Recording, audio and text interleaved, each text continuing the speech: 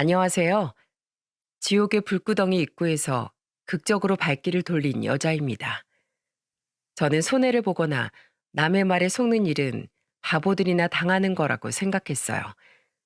하지만 그건 굉장히 무지몽매한 생각이었더군요. 저는 제게 일어난 끔찍한 사례를 통해 작정하고 속이려고 드는 사람에겐 그 어떤 사람도 사기당할 수 있다는 사실을 널리 알리고자 이렇게 사연을 보내게 되었습니다. 저는 서울의 중산층 가정에서 태어났어요.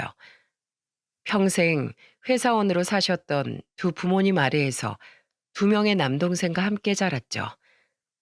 맞벌이 하느라 바쁜 와중에도 저희 부모님께선 자식들을 외롭게 키우지 않으셨습니다. 우리 삼남매는 성실하고 가정적인 부모님을 무척 존경하고 따랐어요. 별다른 꿈이랄 것이 없었던 제가 단 하나 바랐던 미래가 있었는데 그건 바로 부모님처럼 좋은 부모가 되는 것이었죠. 하지만 저는 두 동생보다도 결혼을 늦게 하게 되었어요. 평범한 직장인이 된 두 동생과 다르게 저는 대학을 졸업한 후 곧바로 회계사 시험 준비에 뛰어들었습니다. 이후 3년 만에 시험에 합격한 후엔 더 좋은 곳에 취업하느라 바빴고 큰 기업에 들어가서는 일을 하며 돈을 모으느라 이후엔 제 사무실을 차려 자리를 잡느라 눈코 뜰 새 없이 바쁘게 살았어요. 그러다 보니 자연스레 연애라는 사치와는 멀어졌던 거죠. 사무실이 자리를 잡자 제겐 드디어 돈과 시간적 여유가 생겼습니다. 하지만 친구들도 다 결혼한 뒤였던지라 주말이 그렇게 심심할 수가 없더라고요. 그래서 전 사람도 만나고 몸도 움직일 겸 한 마라톤 동호회에 가입을 했습니다. 그리고 전 그곳에서 운명의 상대를 만나게 되었죠. 안녕하세요, 명희 씨. 저는 강동우라고 합니다. 이렇게 대화를 나눠보는 건 처음이네요. 그죠? 그 사람은 바로 미래의 제 남편이었습니다. 세 번째 참여했던 회식 자리에서 제 옆자리에 앉은 남편은 제게 명함을 건네며 인사하더군요. 명함을 보니 제약회사의 영업사원이었는데 솔직히 처음엔 남편이 전혀 이성으로 보이지 않았어요. 하지만 몇 번 더 겪어보니 남편은 꽤 괜찮은 사람이더라고요. 얼마 후 그런 남편이 제게 호감을 표시했을 때 저는 거절할 이유가 없었죠. 제 눈에 부족함 하나 없던 남편에겐 한 가지 걸리는 부분이 있었는데 그건 바로 남편이 한 번 결혼을 했었다는 사실이었습니다. 결혼 생활을 3년 정도 했다가 2년 전에 이혼했어요. 아내가 의부증이 있었거든요. 분명 접대를 간다고 말하고 장소까지 다 알려줬는데도 절 못 믿어서 나중엔 접대 자리에 쳐들어오기까지 하더라고요. 그래서 결국 못 견디고 이혼을 택했죠. 남편은 결혼 생활 트라우마 때문에 아직 당시를 떠올리기만 해도 마음이 힘들다더군요. 다행히 전 아내와의 사이에 아이는 없었다지만 저는 결혼한 적이 없던지라 아무래도 남편을 만나는 것이 마음에 걸렸죠. 그래도 남편이 좋긴 좋았던지라 조심스러운 만남을 이어가고 있었는데 남편이 이혼남이라는 사실 때문에 막상 결혼을 생각하긴 망설여지더라고요. 저보다 2살 많은 남편은 저와 재혼을 하고 싶은 눈치였기에 더더욱 제 고민은 깊어졌죠. 그렇게 남편과 만남을 이어간 지 반년 뒤 제가 남편과의 결혼을 결심한 사건이 일어났습니다. 명희 씨, 괜찮아요? 당시 제가 일이 좀 몰려 며칠 과로를 했는데 남편과의 데이트 도중 그만 제가 쓰러져 버리고 말았어요. 눈을 떠보니 응급실이더군요. 며칠 동안 너무 바빠서 밥도 제대로 챙겨 먹지 못했지만 남편을 걱정시키고 싶지 않아 그런 말을 일절하지 않았던 터라 남편은 굉장히 놀란 것 같았죠. 남편은 그 사실을 알고 제게 왜 자기 몸을 먼저 챙기지 않냐고 나무랐습니다. 그러더니 남편은 당시 잡혀있던 중요한 접대 자리까지 빠지며 매일 아침 저녁 차를 타고 저를 데리러 오더군요. 그리고 남편은 출퇴근을 하는 동안 직접 싸온 도시락을 제게 먹이더라고요. 일하면서 바빠서 밥 먹을 시간도 없다면서요. 그러니까 출퇴근 시간에라도 먹어요. 내가 영양소 분배까지 다 적절하게 해서 싼 도시락이니까 남기지 말고요. 알았죠? 정말 감동이었습니다. 저를 데리러 오는 것도 모자라 직접 두 끼씩 도시락을 싸기까지 남편이 얼마나 많은 시간과 정성을 들였겠어요. 이런 사람이라면 제 평생을 믿고 맡겨도 되겠다 싶었죠. 게다가 제 이야기를 들은 저희 부모님 또한 남편을 좋은 시선으로 바라보기 시작하시더라고요. 그래, 요즘 세상에 이혼이 뭐 대수겠니? 너에게만 잘하면 그게 최고의 신랑감이지. 엄마의 말에 결국 전 남편과의 결혼을 결심하게 되었습니다. 제 말을 들은 남편은 눈물을 흘릴 정도로 기뻐하더군요. 저희 친정에 먼저 인사를 드린 후 우린 시댁에도 첫 인사를 드리러 갔어요. 오느라 고생 많았어요. 우리 동우의 흠까지 모두 품고 어려운 결정 해줘서 정말로 고마워요, 아가씨. 시모는 제 손을 잡고 진심으로 고마워하셨습니다. 시부모님은 좋은 분들이었어요. 게다가 남편과 12살 차이 나던 늦둥이 시동생 또한 처음부터 제게 형수님, 형수님 하며 넉살 좋게 저를 반겨주었죠. 예비 형수님이니까 그냥 형수님이라고 불러도 되죠? 저희 집에 오신 걸 환영해요, 형수님. 제가 저희 집 설거지 담당이거든요. 그러니까 형수님은 앞으로 저희 집 오실 때 그냥 저희 엄마가 차려준 맛있는 밥 드시고 편하게 놀다 가기만 하시면 됩니다. 저희 완전 좋은 시댁이에요. 저희 엄만 예전에도 시집살이라곤 전혀 모르는 분이셨다니까요.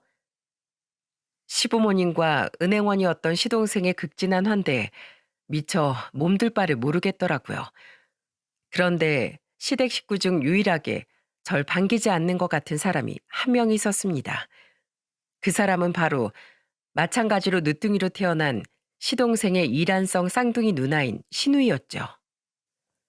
신우이는 저를 위아래로 훑어보더니 제가 인사를 해도 고개만 까딱거리고 제가 그 집에 있는 내내 제대로 저를 쳐다보지도 않더군요.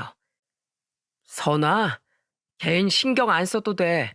원래 걘 우리 집안에서도 별종이야. 남편은 신우의 성격이 워낙 까칠하고 유별나다며 제게 신경 쓰지 말라고 말했습니다. 어쨌든 신우의 불편한 태도를 제외하면 모든 시댁 식구들이 좋았던지라 저는 별다른 고민하지 않고 남편과 결혼을 진행했죠. 본격적으로 결혼 준비를 시작하며 남편은 제게 자신의 경제 사정을 고백하더군요. 사실 내가 이혼하면서 재산을 그 여자한테 많이 넘겨줬어. 전처가 이혼 안 한다는 걸 내가 어떻게든 빨리 벗어나고 싶어서 달라는 대로 다 줬거든. 게다가 작년엔 주식으로 돈도 좀 날려서 내가 가진 돈이 많이 없어. 미안해. 괜찮아. 그럴 수도 있지 뭐. 그럼 집은 내가 살던 집에서 시작하자. 돈이 없다는 남편의 말을 저는 대수롭지 않게 넘겼습니다. 돈도 제 명의 아파트도 제가 가지고 있었기에 경제적으로 넉넉한 사람이 부담하면 된다고 생각했거든요. 그깟 돈 때문에 겨우 찾은 제 인연을 잃고 싶지 않았죠. 제가 살던 집에서 신혼을 시작했기에 침대 이외엔 별다른 혼수도 필요 없었습니다. 그러자 결혼 전 아빠는 저를 불러 순금 500g 2개를 물려주셨습니다. 지원이 필요 없다고 하니 이거라도 주마. 내가 몇 년 전에 투자 목적으로 사놓은 건데 지금 금값이 많이 올랐다. 돈은 있다가도 없어지지만 대대손손 물려줄 수 있는 게 바로 금이야. 가지고 있다가 혹시 어려울 때 요긴하게 써라. 대신 아빠 말 하나만 들어다오. 혼인신고는 적어도 애 낳고 하도록 해. 강서방 의심하는 건 아니지만 요즘 세상이 하도 흉흉하니 혹시 몰라서 하는 말이다. 어차피 요즘 젊은 사람들은 결혼하고 2년은 혼인신고 안 하고 많이 산다며. 아빠 부탁 들어줄 수 있지? 별로 어려운 일도 아니었기에 저는 아빠를 안심시켜드리고자 알겠다고 대답했어요. 아빠의 말을 전하자 남편은 조금 떨떠름해하는 기색을 보이긴 했지만 별다른 말을 하진 않더군요. 그렇게 저는 38의 나이에 결혼을 하게 되었습니다. 결혼 이후 남편은 제게 하늘의 별도 따다 줄 듯이 헌신하고 잘해줬어요. 어서 와, 여보. 오늘도 고생했어. 내가 저녁 차려놨어. 얼른 손 씻고 와. 남편은 저보다 먼저 퇴근한 날엔 요리와 집안 청소를 도맡아 하더군요. 원래 집안일은 힘이 많이 드는 법이라며 힘이 센 남자가 더 많이 하는 게 맞다면서 말이죠. 그렇게 자상한 남편과 가끔 주말엔 여행도 다니며 살다 보니 다들 이래서 결혼을 하는구나 싶었습니다. 가정을 꾸리고 산다는 건 생각보다 더 안정감 있고 행복한 일이더라고요. 시댁에 갈 때면 시누이는 여전히 제게 냉랭했지만 시부모님과 시동생이 워낙에 잘해주었기에 별다른 불편함이 없었어요. 시동생은 결혼 전 자신이 말했던 대로 제가 시댁에 가면 물 한 방울 손에 못 묻히게 하더군요. 도련님이랑 결혼하는 아내분은 굉장히 행복하겠어요. 남편이 너무 자상해서요. 에이, 형도 그만큼 형수님한테 잘하잖아요. 전 옛날부터 형이 하는 건 뭐든 다 멋져 보이더라고요. 그러다 보니 자연스럽게 저도 형을 닮아간 거죠. 시동생은 남편을 무척 따르는 듯 했습니다. 그래서인지 남편과 시동생은 사이가 굉장히 좋아서 남편은 가끔씩 혼자서라도 시동생을 보러 시댁에 들렀다 오곤 하더라고요. 결혼하고 나서 딱 한 가지 조금 마음 불편한 일이 있었는데 그건 바로 남편의 접대일이었어요. 오늘도 접대가 있다고? 그럼 또 늦게 들어오겠네? 아마 그럴 것 같아. 오늘 만나는 고객이 특히나 술을 엄청 좋아하거든. 저번엔 해 뜰 때까지 술을 마셔대서 나 그날 회사도 못 나갔다니까.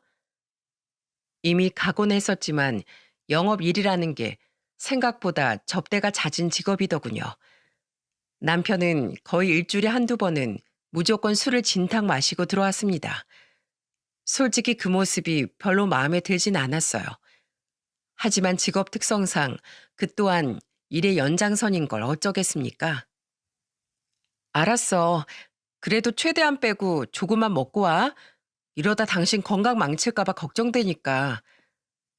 저는 남편의 직업을 존중하고 이해하려고 노력했어요. 게다가 아주 가끔씩은 혹시 여자를 껴서 노는 건 아닌가 의심도 됐지만 의부증이 있던 전처 때문에 많이 힘들어했다던 남편을 생각하면 차마 입이 떨어지지 않았죠. 그렇게 저는 접대에 대한 불만은 잠시 접어둔 채 남편과의 결혼 생활을 이어갔습니다. 그런데 결혼한 지 2달쯤 지났을 때부터 남편은 집에 생활비를 가져오지 않았어요. 미안해, 여보.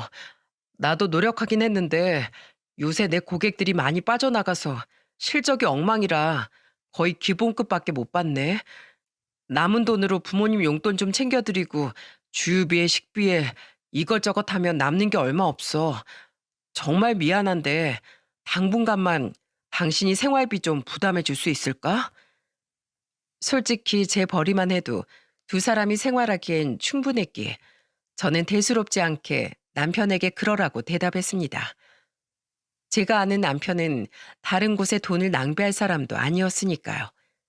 그런데 당분간만이라고 말했던 남편은 석 달, 넉 달이 지나도 생활비를 가져오지 않더군요. 당신 아직도 계속 실적이 저조한 거야? 어? 아, 생활비? 그게 말이지. 우리 회사가 이번에 사정이 좀 안 좋아졌어. 그래서 나 이번 연봉 협상 때 아예 연봉이 많이 깎였어. 실적도 여전히 꽝이고. 미안해, 여보. 미리 당신한테 말했어야 했는데 미안하고 자존심 상해서 미처 말을 못했어. 당신에 비해 내가 너무 능력 없는 못난 남편인 것 같아서 기가 죽었거든. 뭐? 아, 아니야. 직장 생활 하다 보면 그럴 수도 있지. 그런 뜻 아니니까 절대 기죽지 마. 알았지? 돈 잘 버는 아내 뒀다 어디다 써. 이럴 때 써먹는 거지. 처음 보는 풀 죽은 남편의 모습에 당황한 저는 두 손을 내저으며 남편을 위로했습니다. 이후 저는 남편에게 생활비 이야기를 일절 꺼내지 않았어요. 어차피 제 벌이로 생활이 충분히 가능했고 사정이 나아지면 어련히 남편이 먼저 얘기하겠거니 싶었죠. 접대와 돈 문제를 제외하면 남편과의 결혼 생활은 여전히 행복했습니다. 단 하나 문제가 있다면 아이 문제였는데 늦은 나이 때문인지 통 우리에겐 아이가 찾아오지 않더군요. 지금은 노산이라 빨리 애가 찾아와야 할 텐데 너무 조급해하지 마 여보. 마음 편히 기다리다 보면 좋은 소식이 있겠지. 한 살이라도 어릴 때 아이를 낳는 게 아이의 건강에도 좋다는데 자꾸만 조바심이 났습니다. 분명 병원에서 제게 문제가 없다고 했고 남편 또한 병원에서 이상이 없다는 이야기를 들었다는데 뭐가 문제인지 알 수가 없었죠. 그러던 어느 날 친구를 만나고 돌아온 남편이 제게 진지하게 이야기를 꺼내더군요. 여보, 우리 그냥 혼인신고 빨리 하면 안 될까? 갑자기? 하지만 우린 아직 애 소식도 없는데? 그렇긴 한데, 그냥 너무 기약 없는 기다림인 것 같아서 오늘 내 친구가 그러더라. 걔는 결혼하고 애 없이 산지 5년이 넘었는데 기다리다가 지쳐서 그냥 작년에 혼인신고 해버렸대. 근데 달라진 건 혼인신고 유무 하나인데도 아내와의 유대가 정과는 다르다고 하더라고. 훨씬 유대감도 깊어지고 안정감도 느껴진대. 호적으로 묶인 거 하나만으로도 말이야. 당신도 알다시피 난 한 번 이혼한 사람이잖아. 그렇다 보니까 괜히 요즘 마음이 불안하고 허해. 물론 당신을 믿지만 그냥 나도 조금 더 안정감과 소속감을 느끼고 싶어. 내가 이렇게 부탁할게. 어? 남편은 제게 진심 어린 말투로 부탁을 했습니다. 그 모습을 보니 괜히 남편에게 미안하더라고요. 아빠의 뜻도 뜻이지만 남편은 저와 평생을 함께할 반려자가 아닙니까? 어차피 결혼한 지 1년도 넘었겠다 싶어서 저는 알겠노라 대답했죠. 진짜? 진짜지? 그럼 우리 언제 갈까? 내일 곧바로 신고하러 갈까? 그렇게 좋아? 근데 이번 주는 안 돼. 나 일이 너무 바빠서 이번 주 내내 퇴근이 늦을 거야. 다음 주에 가자. 괜찮지? 남편은 제 말에 뛸 듯이 기뻐했습니다. 이제 정식으로 제 남편이 될 거라면서 말입니다. 너무 좋아하는 남편의 모습을 보니 기분이 좋기도 하고 더더욱 미안해지기도 하더라고요. 그날 이후 남편은 굉장히 기분이 좋아 보였습니다.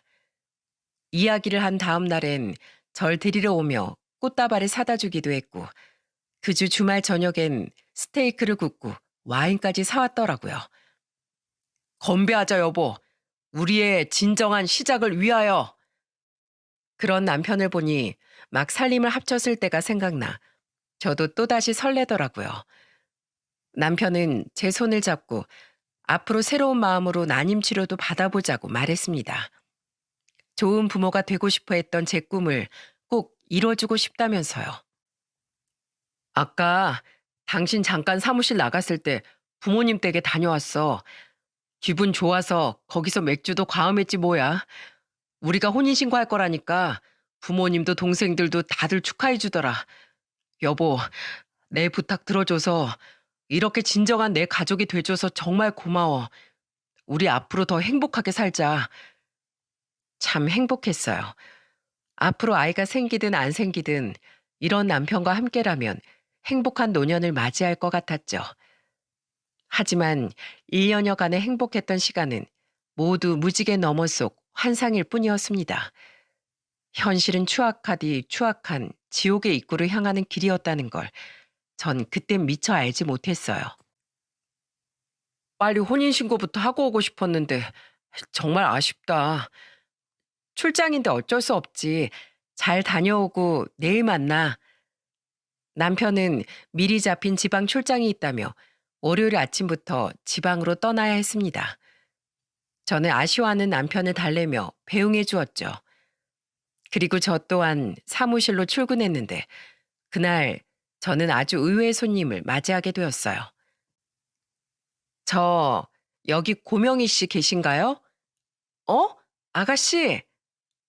그 사람은 바로 시댁 식구 중 유일하게 제게 거리를 두었던 신우이였습니다. 신우이는 어두운 표정으로 제 사무실에 찾아왔더군요. 반갑기도 하고 얼떨떨하기도 했던 전 우선 신우이를 자리로 안내하고 차를 내왔죠. 여긴 어쩐 일이세요? 저 너무 반갑고 놀랐잖아요.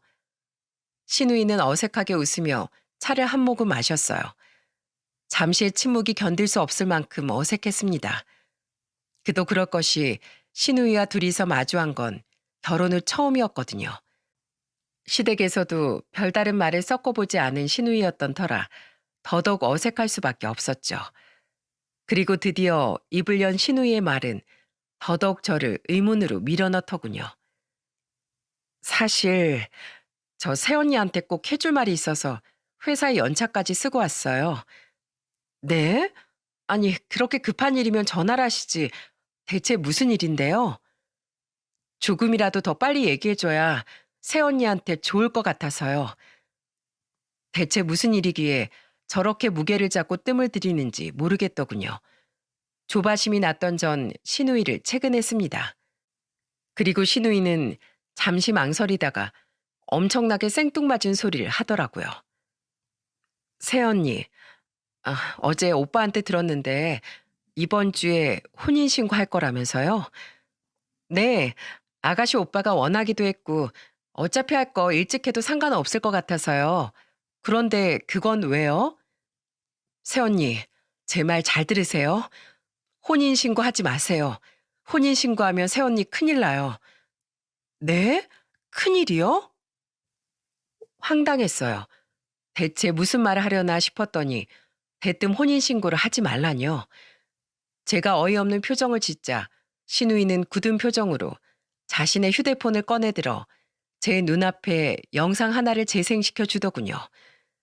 영문도 모르고 그 영상을 보게 된 전 너무 놀라 기함을 하고 말았습니다.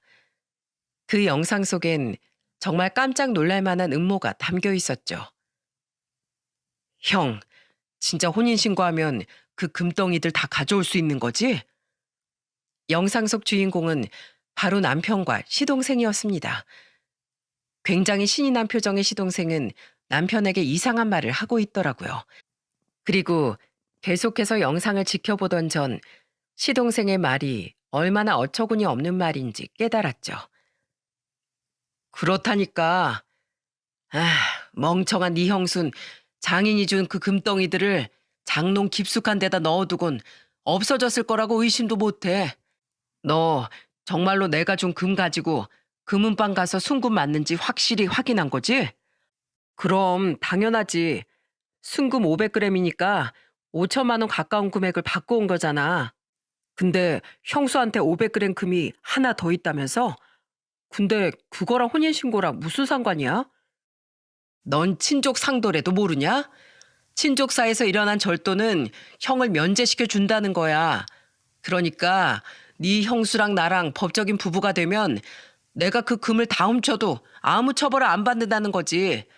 그러니까 얼른 법적인 장치를 걸어놔야 나중에 걸려도 별탈이 없을 거 아니야. 와, 그런 법이 있었어? 짱이다. 그리고 형, 혼인신고하면 형수님 아파트 담보로 대출 받을 수 있게 내가 도와줄 테니까 꼭 내가 말한 서류들이랑 형수님 도장 들고 내가 일하는 은행으로 와. 알았지? 대신 이번에 금 팔았을 때처럼 나한테 나눠주기로 한 지분은 확실히 챙겨줘야 된다. 알았어, 알았어. 아, 진짜 안 하던 여자 비를 맞추려니 이만저만 피곤한 게 아니야. 귀찮은데 혼인신고하면 그 여자 이름으로 생명보험인 하나 들어서 밥에 확 약이라도 타버려? 그럼 어차피 그 여자 재산은 다 내 거 되는 거 아니냐? 형, 폭행이랑 사기죄로 교도소 다녀온 걸로 모자라서 이젠 아예 무기징역형 받고 싶어? 안전하게 가자, 안전하게. 그래서 내가 도와준다는 거잖아. 하도 다들 사기 결혼이 최고라기에 여자 하나 잘 물어서 털어먹으려고 했더니 역시 세상에 쉬운 일이 하나도 없다. 뭐가 이렇게 어렵고 복잡하냐? 암튼 앞으로도 네 형수 눈치 못 채게 너도 네 형수한테 여태까지처럼 잘해. 황금알 낳는 거의 최대한 오래오래 뽑아먹고 버려야 하니까 일 잘 되면 술이나 거하게 마시러 가자. 여자들 기가 막힌 술집 이번에 새로 알아놨어. 아무리 놀아도 접대하고 왔단 핑계만 대면 네 형수는 다 믿으니까 이거 하나 그렇게 편할 수가 없다. 요새 연봉 깎이고 실적도 안 좋다는 핑계로 꼬불 쳐둔 돈도 엄청 많아.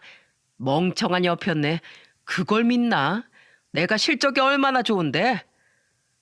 손이 벌벌 떨렸습니다. 지금 제가 대체 뭘 본 건지 믿기지가 않았어요. 영상 속 남편은 제가 한 번도 본 적 없는 비열한 웃음을 짓고 있더라고요. 큰 충격을 받은 제가 신우이를 올려다보자 신우이는 한숨을 쉬며 제게 거대한 진실을 말해주었죠. 놀라셨죠? 그러시겠죠. 그동안 그 인간들이 연기를 좀 잘했나요? 이게 이 인간들의 추악한 실체예요, 새언니. 저는 대체 지금 이게 무슨 일인지 잘 모르겠어요, 아가씨.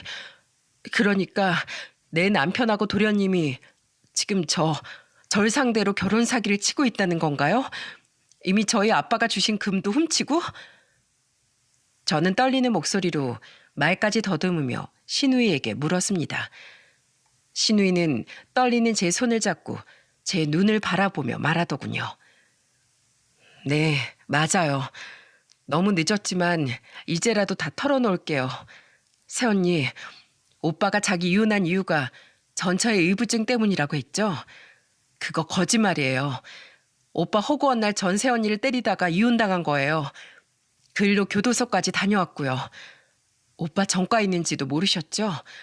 그거 말고도 오빠 남들한테 사기치고 다니다가 사기죄로도 한 1년 복역했었어요.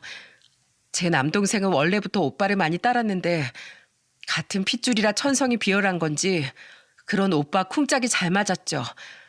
전 그런 두 인간이 싫어서 아시다시피 상종도 잘 안 해요.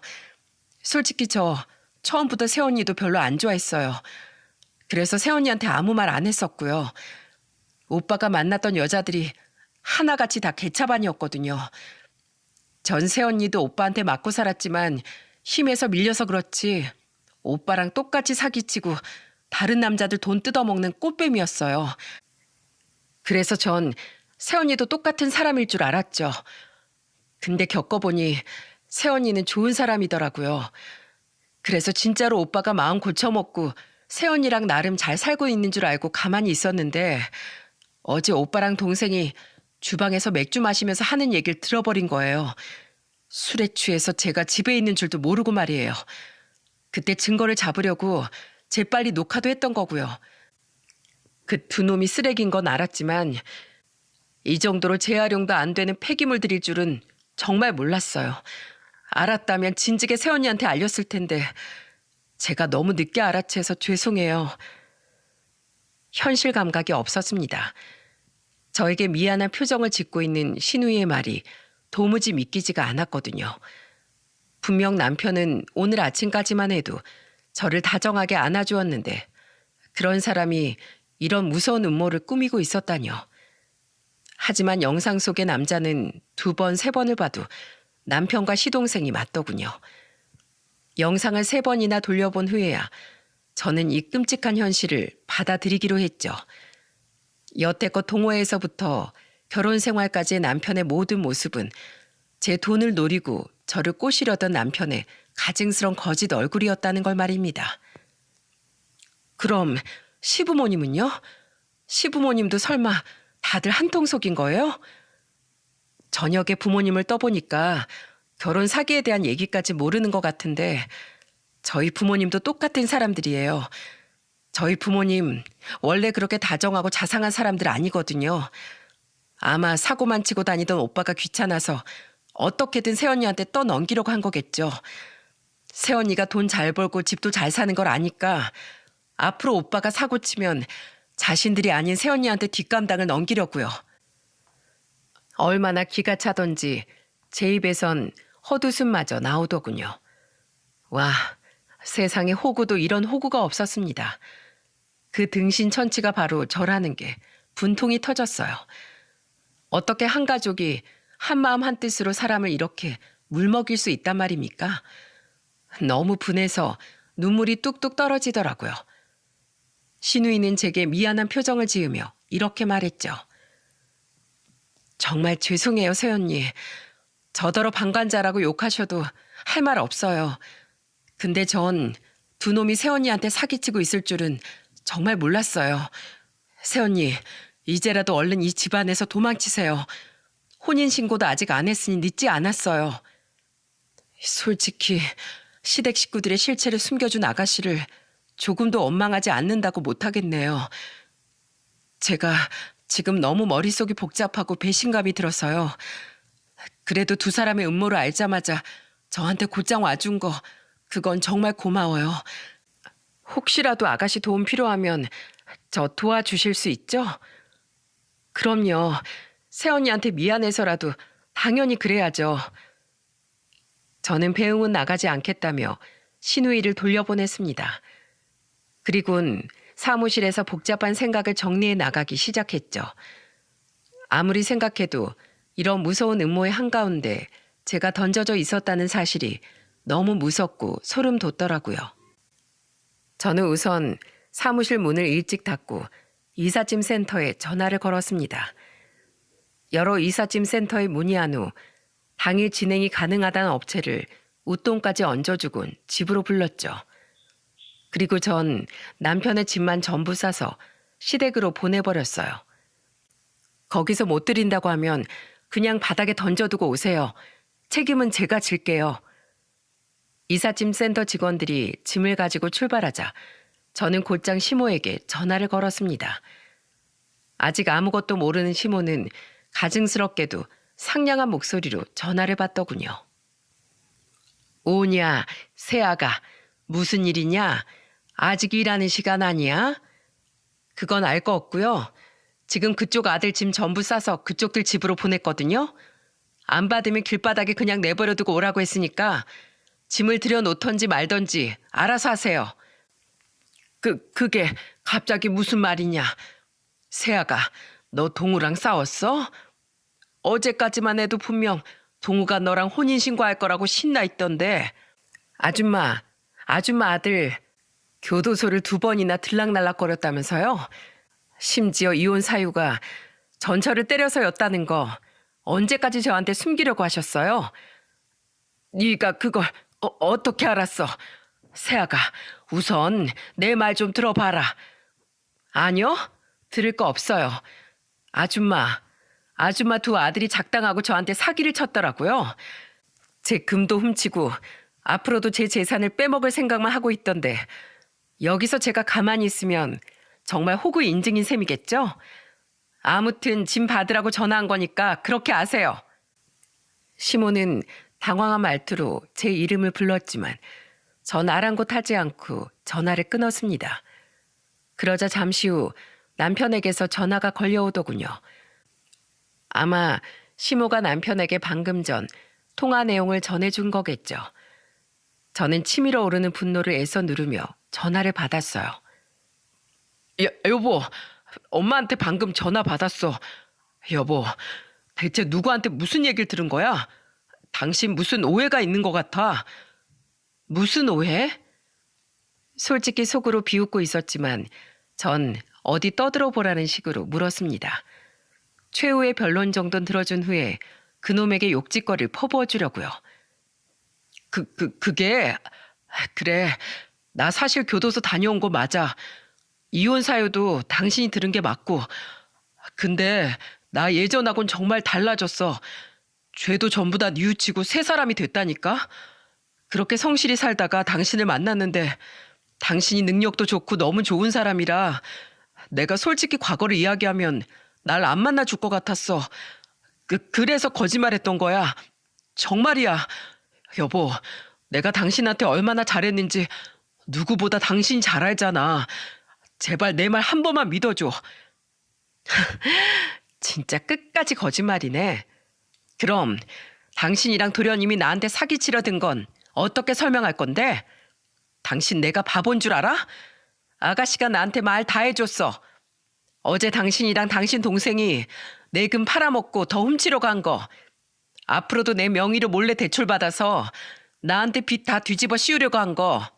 전부 다 영상까지 녹화해서 보여줬다고. 집에 와서 보니까 정말로 금 한 덩이가 비더라. 뭐? 친족 상도래? 나 이것도 당신 절도죄로 고소할 거야. 미리 알아봤으니까 당신도 잘 알지? 우리 아직 혼인신고 안 돼서 당신 친족 상도례로 못 빠져나간다는 거. 거기다가 그동안 돈 없다고 꼬박꼬박 당신 월급은 다 빼돌리고 내 돈으로만 생활했던 거. 나 그 피해에 대한 위자료도 청구할 거야. 아주 고소하고 신고할 거 천지네. 당신 엄마한테 들었지? 내가 짐 다 보냈다고. 그러니까 앞으로 2번 다시 내 집 앞에 얼씬도 하지 마. 한 번 찾아와 봐. 그럼 나 신변의 위협을 느꼈다면서 경찰에 당신 또 신고할 거야. 접근 금지 신청이든 협박죄로 고소를 하든 죄 한 줄이라도 당신 이름 위에 더 얹어버릴 거라고. 알았어? 이 쓰레기 자식아? 끊어. 여보, 여보. 저는 그대로 전화를 끊어버렸어요. 큰일 났다는 사실을 깨달았는지 남편은 몇 번이나 더 제게 전화를 걸었지만 저는 받지 않았죠. 그리고 저는 미리 연락해둔 변호사 사무실을 찾아가 변호사의 도움으로 고소장을 작성한 후 경찰서로 향했습니다. 저는 경찰서에서 남편과 시동생을 사기죄로 또 남편을 절도죄로 고소했어요. 또한 변호사를 통해 남편에게 위자료 소송까지 걸었죠. 그리고 돌아오는 길에 부동산의 집까지 내놓은 후에 저는 간단한 짐과 금을 챙겨서 친정으로 향했습니다. 엄마, 어머, 얘가 뜬금없이 찾아와서 왜 울어?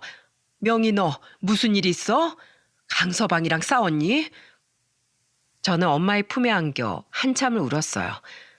놀라서 뛰어나온 아빠는 저를 달래려 어쩔 줄을 모르셨죠. 그날 저는 두 분께 자초지정을 전부 이야기했고 아빠는 분노하다 못해 당장 시댁으로 쫓아가려고 하시더군요. 이 버러지 같은 것들이 감히 내 딸을 몰아보고. 안 되겠다. 내가 당장 가서 그 집안을 다 엎어버려야겠어. 아빠, 그러지 마. 모르겠어?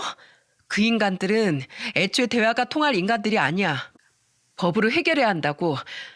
이런다고 무서워할 인간들이었으면 이런 무서운 일을 저질렀겠어? 가봤자 우리가 역으로 주거 침입으로 신고당할지도 몰라. 저는 힘들게 아빠를 말렸습니다.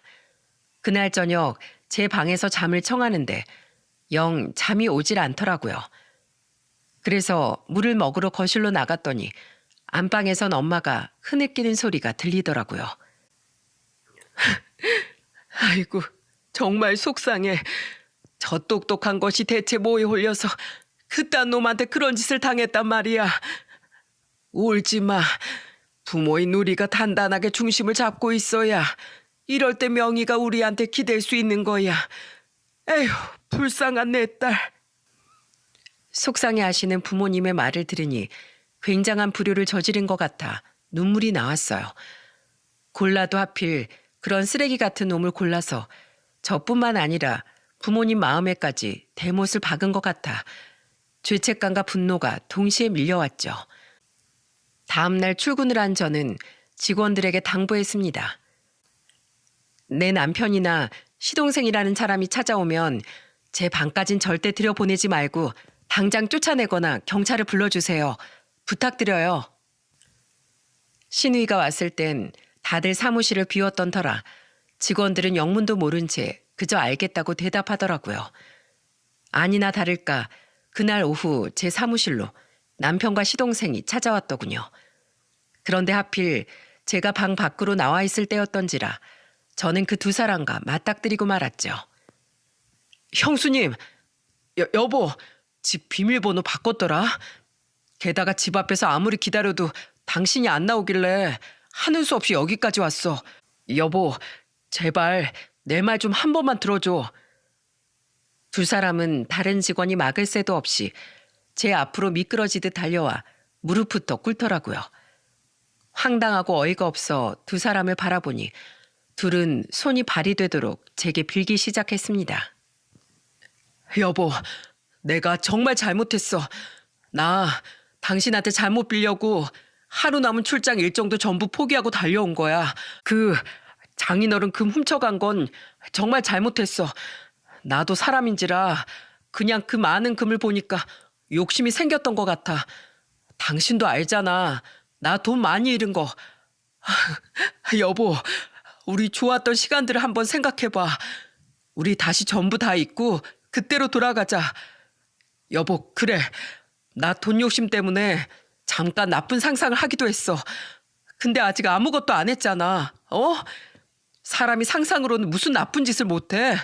여보, 나 앞으로 진짜 돈 욕심 하나도 안 부리고 납작 엎드려서 쥐 죽은 듯이 살게.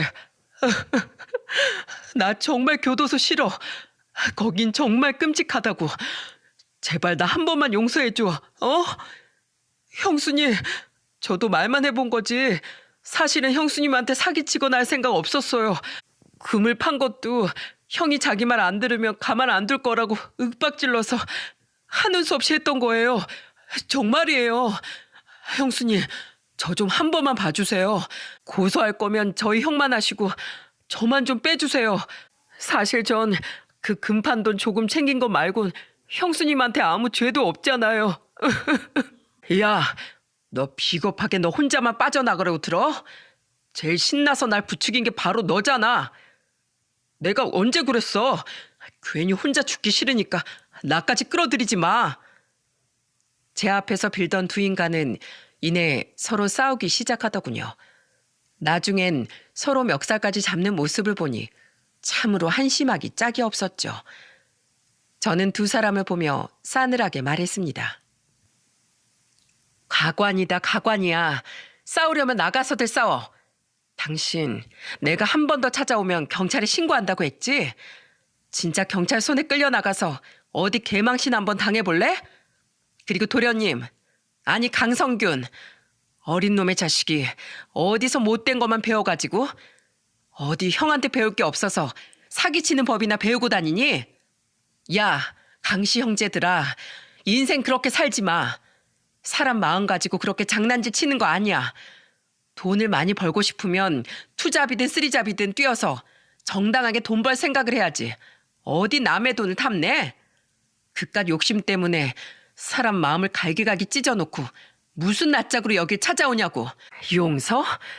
용서할 마음 자체를 갈갈이 찢겨버렸는데 너희를 용서할 마음이 어디 남아있겠어? 당장 나가. 꺼져. 그 역겨운 면상들 내 앞에 들이밀지 마. 여보세요?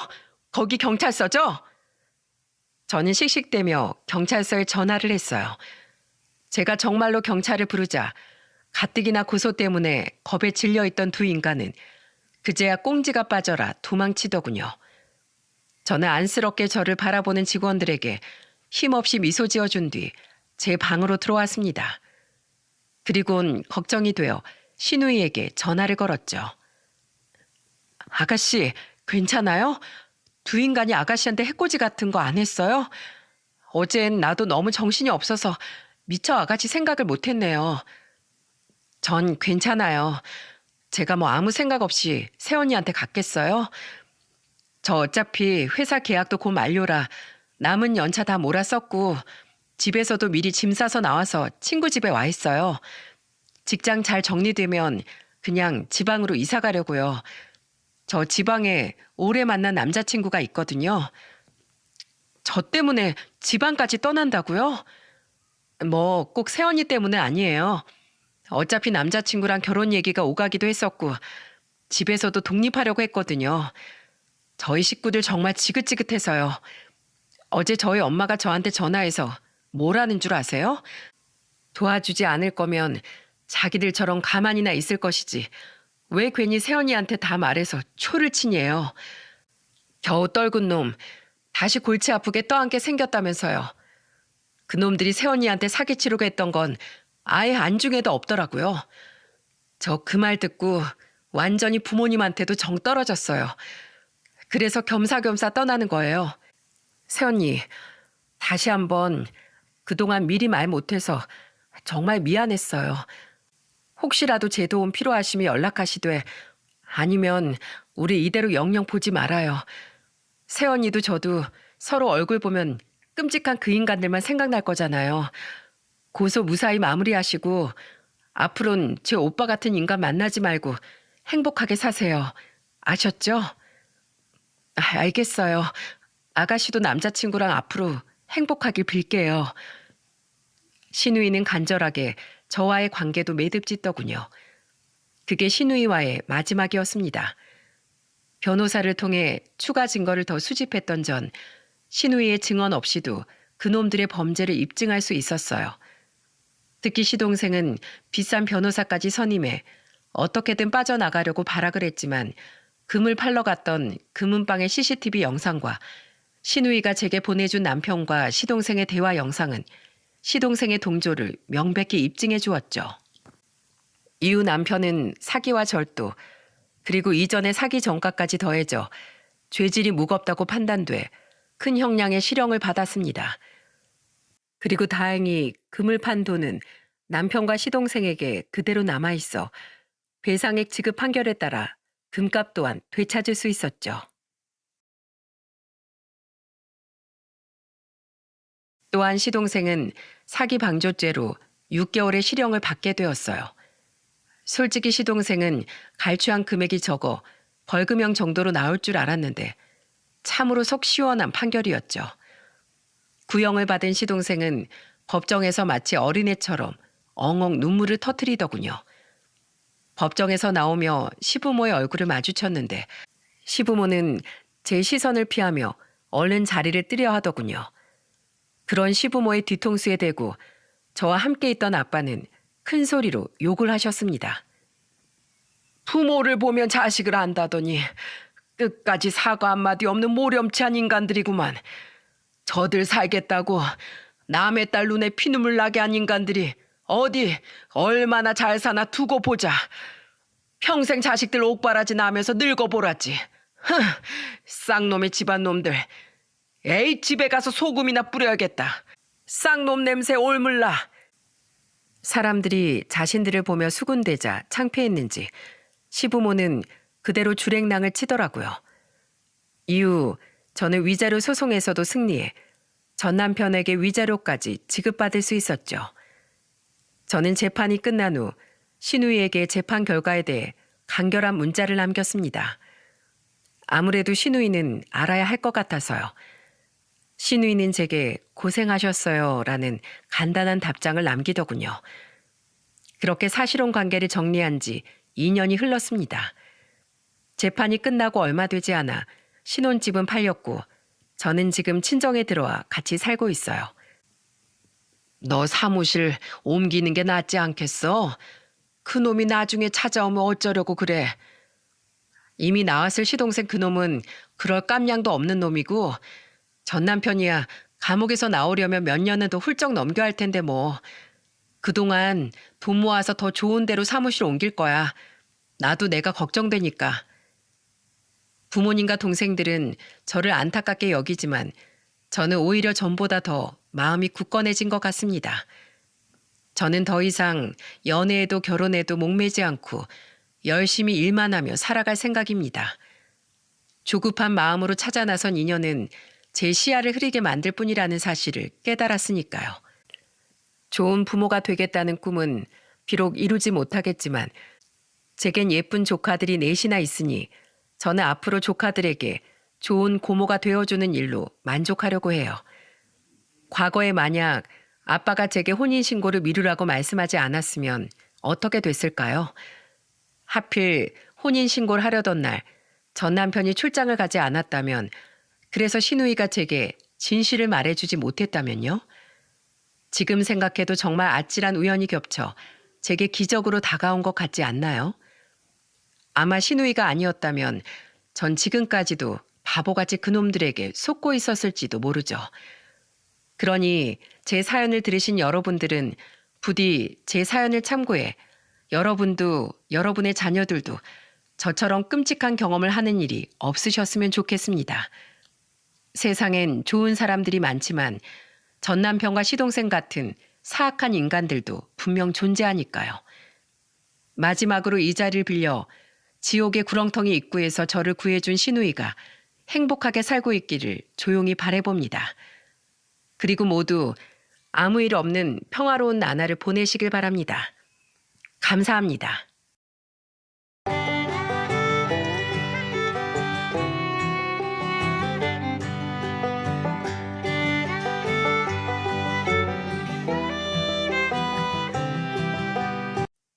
안녕하세요. 인생의 길잡이인 두 아버지를 둔 아저씨입니다. 요즘은 최고의 황금 만능주의 시대라고 하더라고요. 아무래도 물가도 많이 오르고 살아가는데 재력이 많이 중요해지다 보니 다들 돈을 벌고 불리는 일에 삶의 초점이 맞춰져 있는 것 같습니다. 돈이 없으면 무시받는 일도 많다 보니 오죽했으면 우스갯소리로 돈 없으면 자식에게 부모 취급도 못 받는다는 슬픈 말이 생겼겠나 싶죠. 물론 저도 가정을 꾸리고 자식도 있는 사람이다 보니까 확실히 돈이 있는 게 살아가는데도 그리고 가족들의 삶을 윤택하게 만들어주는데도 큰 역할을 한다는 사실이 느껴지긴 합니다. 그래도 돈은 결국 살아가는 데 필요한 도구 중 하나일 뿐이라는 걸, 사람에 대한 존중만큼 중요한 건 없다는 걸 이 시대를 살아가는 많은 사람들이 꼭 잊지 않았으면 좋겠습니다. 이런 돈과 사람에 관련된 사건이 1년 전 제게 일어난 적이 있는데 저는 지금부터 당시의 이야기를 이야기해 보려고 해요. 저는 여유로운 집안에서 태어났습니다. 중소기업을 꾸려가던 대표인 아버지 덕분에 말이죠. 배에 골아본 적 없는 놈이 처음부터 무슨 배부른 소리를 하냐고 말씀하실 수도 있겠지만 솔직히 전 머리가 클 때까지 저희 집이 여유로운 집안이란 사실을 잘 깨닫지 못했어요. 저희 아버지께선 굉장히 검소한 분이셨고 어머니 또한 그런 아버지의 뜻을 따르던 분이었거든요. 돈이 있다고 과시하고 다니는 게 여유로운 게 아니라 항상 몸과 마음을 단정히 하면 자연스레 마음에서 여유가 나오는 거란다. 아버지는 10년도 넘은 차를 끌고 다니고 중요한 자리를 제외하곤 깔끔한 옷 몇 벌을 엄마에게 잘 다려달라고 부탁해서 돌려 입고 다니셨어요. 집 또한 적당히 연식 있는 방 3개짜리 아파트였고 두 여동생과 저는 저렴한 보세 가방을 메고 중저가 메이커 신발을 3년씩 신고 다니곤 했죠. 대학 시절에도 아주 기본적인 용돈 이외엔 스스로 아르바이트를 하고 과외를 하며 모자란 용돈을 충당했고 우리 삼남매의 첫 명품은 대학 졸업 때 선물 받은 격식 있는 정장이었습니다. 이제 너희도 어이엇한 사회인이니 좋은 자리에선 격식을 갖출 줄도 알아야지. 무작정 아끼기만 한다고 좋은 게 아니라 돈을 써야 할 곳이 어느 곳인지 잘 알아야 하는 게 중요한 거다. 아버지 말씀처럼 아버지는 무작정 아끼기만 하는 분은 아니셨습니다. 아버지는 기부도 많이 하셨고 사람에겐 경험이 중요한 거라며 우리를 데리고 주기적으로 여행도 다니셨어요. 생일엔 나이에 맞는 선물도 잊지 않고 챙겨주셨죠. 무엇보다 아버지는 자신이 그 모든 걸 할 수 있게 만들어준 근본은 회사 직원들이라고 생각하셨습니다. 때문에 아버지는 회사 직원들에게 월급을 아끼지 않았고 특히 직원들의 복지에 지원을 많이 하셨어요. 저는 그런 아버지를 굉장히 존경했습니다. 그런 아버지에게 자랑스러운 아들이 되기 위해 열심히 공부했고 좋은 대학을 졸업한 후 들어가기 어렵다던 공기업에 합격할 수 있었어요. 두 여동생도 성실한 모범생이었고 첫째 여동생은 중학교 교사가 되었고 막내는 아버지 회사에 들어갔습니다. 아버지를 존경했던 막내는 꼭 아버지에게 도움이 되는 사람이 되고 싶다고 말했거든요. 우리 삼남매 중 가장 머리 좋고 똑똑한 아이니 참 잘된 일이라고 생각했죠. 내가 오빠보다 먼저 결혼을 하게 되네. 오빠 서운한 거 아니지? 서운하기 무슨. 잘 살아. 어머니 아버지처럼 오순도순 행복하게. 제 나이 34살에 첫째 여동생은 저보다 먼저 결혼을 했습니다. 왜인지 딱히 마음에 드는 여자가 없어 나이 27살 이후 저는 오래도록 연애를 하지 않았거든요. 그런데 저는 그 첫째 여동생의 결혼식 날 제 운명의 상대를 만나게 되었어요. 저기요, 정신이 드세요? 여기요, 여기 사람이 쓰러졌어요. 119 좀 불러주세요. 첫째 여동생의 결혼식 축의금 정산까지 모두 마친 저는 친척들과 시간을 보내고 오겠다던 부모님과 막내에게 차를 맡기고 먼저 집으로 돌아가고 있었어요. 최근 며칠 동안 과로를 했던 탓인지 몸이 영 좋지 않았거든요. 버스 정류장으로 걸어가고 있는데 자꾸만 머리가 차갑게 식고 속이 메스꺼운 것이 정말 죽을 것 같더군요. 얼른 집에 가서 쉬어야지라고 생각한 순간 구토감이 밀려와 도저히 서 있을 수가 없더라고요. 그렇게 저는 바닥에 주저앉다가 결국 쓰러지고 말았습니다. 다행인지 불행인지 의식은 있는 상태였는데 어떤 여자가 저를 마구 흔들며 소리치는 소리가 들렸어요. 하지만 정신이 혼미해 뭐라고 대꾸를 할 수가 없었죠. 그렇게 소란 속에 구급차가 도착했는데 그 여자는 저를 따라 구급차에까지 올라타더라고요. 그렇게 생판 모르는 남을 위해 보호자까지 자처해준 날개 잃은 천사 같은 여자가 바로 지금의 제 아내랍니다. 알고 보니 놀랍게도 아내는 바로 제 첫째 여동생이 다니던 중학교의 신입 교사더라고요. 저처럼 제 첫째 여동생의 결혼식에 참석했다가 함께 참석한 동료들과 시간을 보내고 집으로 돌아가던 길에 저를 만났던 거죠. 이후 저의 적극적인 마음 표현 끝에 우린 연인이 되었고 1년 뒤엔 웨딩 마치도 올릴 수 있었습니다. 무려 8살이라는 나이 차이를 극복하고 말이에요. 제 첫째 여동생은 저를 볼 때마다 도둑놈이라며 놀려대더군요. 오빠 진짜 도둑놈인 거 알지? 우리 김혜영 선생한테 눈독 들이는 총각쌤 한둘이 아니었다. 예쁘지, 직업 좋지, 사람 착하지. 오빤 진짜 땡 잡은 거야. 그 말이 천번 만번 맞지. 아이고 며느라, 무거운 거 들지 말거라. 힘든 일은 다 태수시켜. 태수야 뭐하냐? 새아가가 과일 나르는데 얼른 와서 받아들지 않고. 새아가, 네 시아버지가 너만 보면 아주 이 꼬리가 승천을 한다. 네가 와서 우리 집안이 더 화목하고 행복해졌어. 우리 집에 시집 와줘서 정말 고맙구나. 아니라고 말씀하시더니 내심 저희 부모님은 며느리를 기다리셨던 것 같더라고요. 게다가 순하고 착하기까지 한 제 아내만 보면 부모님은 웃음이 마르질 않으셨습니다.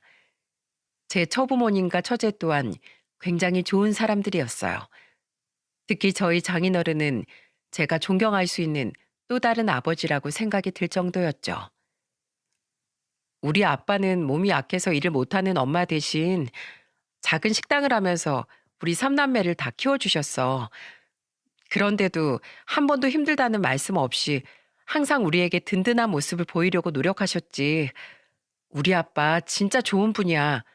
식당에 복지 아동카드 들고 오는 애들한테 돈 한 번 받은 적 없으셨고, 어려운 어르신들 집까지 찾아가서 배 골치 말고 식당으로 밥 드시러 오라고 챙겨주며 사셨어. 그러면서도 나랑 내 동생이 취직해서 용돈이라고 챙겨드리려고 하니까 자식들한테 손 벌릴 정도로 궁하지 않다면서 절대로 받지 않으시던 분이야.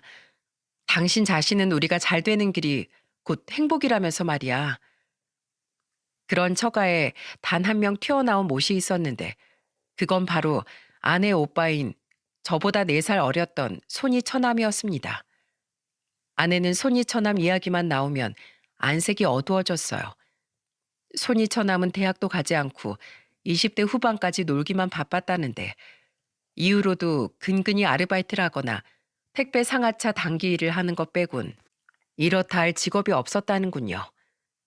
그렇게 집에서 기생하듯 지내면서 장인어른과 장모님의 돈에까지 몰래 손을 대서 엄청난 집안의 골칫거리라며 아내는 속상한 기색을 내비쳤죠. 장인어른은 제가 처가댁에 갈 때마다 굉장히 잘해주셨는데 항상 장인어른에게 타박을 받던 손이 처남은 그런 저를 못마땅해 했습니다.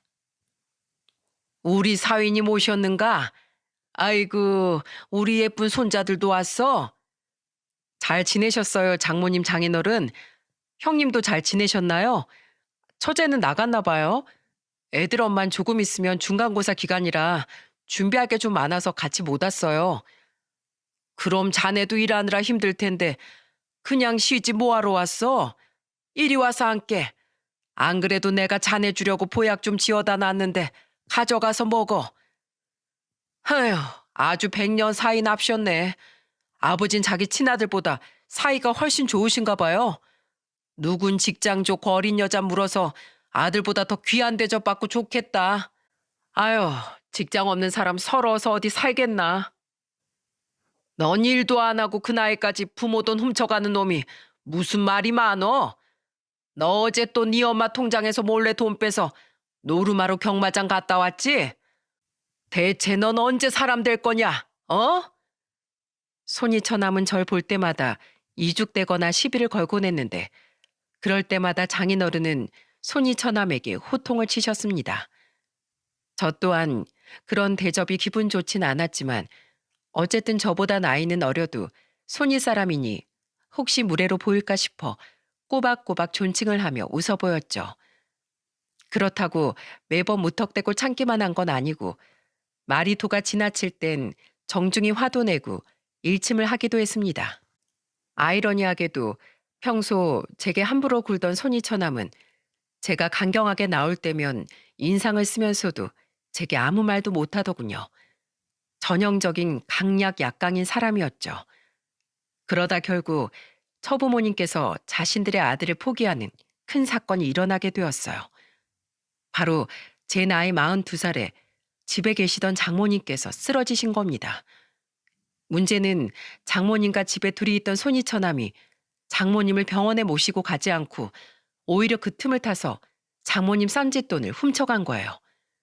당시엔 처제도 결혼을 해서 출가를 한 뒤라 장모님은 퇴근한 장인어른에 의해 뒤늦게 발견이 됐던 거죠. 다행히 장모님은 건강에 큰 지장은 없었고 뻔뻔하게도 손이 처남은 다음 날이 돼서야 술렁술렁 집으로 들어왔어요. 그것도 노름으로 장모님의 돈을 전부 날린 채 말입니다. 너 같은 놈은 더 이상 내 자식이 아니다. 네 엄마가 위독하기라도 하면 어쩔 뻔했어. 내 집에서 당장 나가. 부모 목숨보다 자기 노름할 돈이 먼저인 너 같은 금수는 1분 1초도 내 집에 못 들여놔. 내가 당장 너 호적에서 파버릴 거다. 진심으로 자신에게 으름장을 놓은 자기 아버지가 무서웠는지 손이 처남은 처가댁 근처엔 얼씬조차 않더니 며칠 뒤 저희 집을 찾아왔더군요. 그리곤 아직도 정신 못 차리고 돈을 요구하더라고요. 매제 집안도 직업도 잘났으니 가진 돈 많지? 나 지금 길바닥에서 자고 있으니까 살 집 좀 구하게 돈 좀 내놔봐. 싫습니다. 살기 위해 아무 노력도 안 하고 돈 때문에 부모 저버린 사람에게 줄 돈은 한 푼도 없어요. 길바닥에서 주무신다니 찬바람 맞고 제발 정신 좀 차리셨으면 좋겠네요. 제 장인어른 장모님 눈에 눈물 나게 한 사람 전 절대로 못 도와줍니다. 돌아가세요. 뭐? 아, 진짜 다들 내가 뭘 그렇게 잘못했다고 이 난리야? 사람이 늙으면 죽을 수도 있고 그런 거지. 어머니가 쓰러진 게 내 탓이야? 그깟 돈도 얼마 되지도 않더만. 아! 오빠 네가 인간이니? 너 같은 인간한텐 화내는 시간도 아까워. 다신 우리 가족 앞에 나타나지 마. 이게? 너 미쳤냐? 끝내 선을 넘어버린 손이 처남에게 그 순한 아내는 그만 참지 못하고 뺨을 날려버리더군요. 손이 처남은 아내를 잡아먹을 듯 노려봤는데 저는 그런 아내 앞을 막아서곤 손이 처남에게 경고를 알렸습니다. 이게 마지막입니다. 제가 형님을 가족으로서 봐주는 게요. 또다시 찾아오면 그땐 당신은 나한테 형님도 가족도 아닐 겁니다. 봐주는 건 여기까지니 이만 가세요. 다음에 말로 안 할 겁니다. 손이 처남은 제 경고에 겁을 먹었는지 주춤거리다 이내 우리 앞에서 사라졌습니다. 그게 제 기억 속 손이 처남의 마지막 모습이었죠.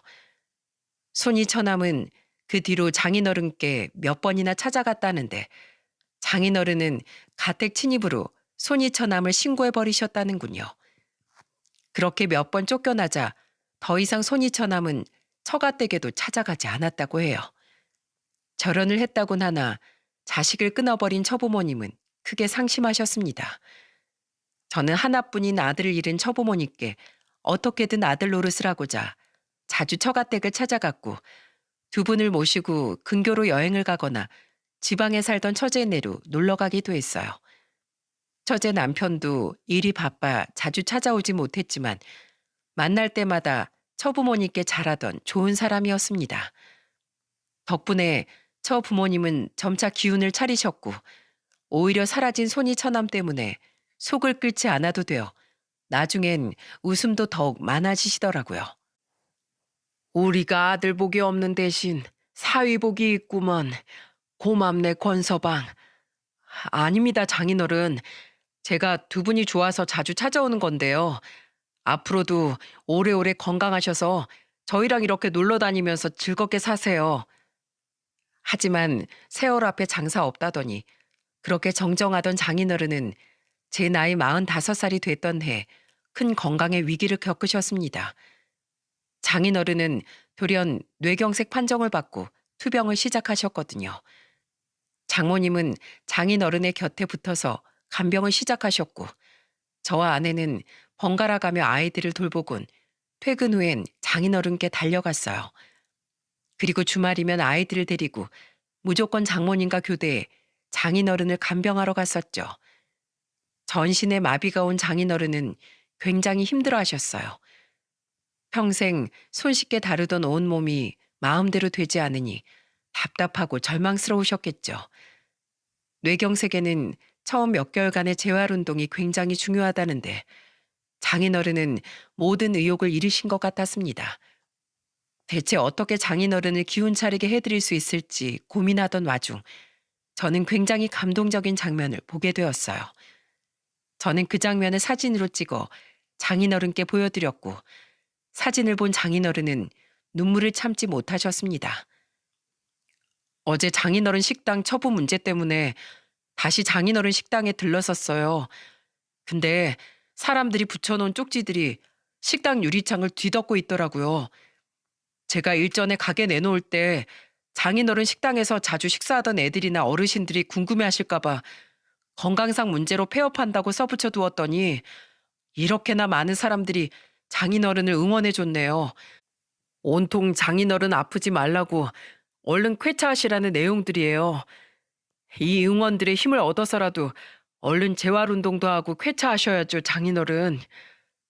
그건 바로 평소 장인어른의 인품을 잘 알던 손님들의 응원 쪽지였습니다. 저는 눈물을 흘리는 장인어른께 떼어간 쪽지들을 전부 전달해 드렸어요.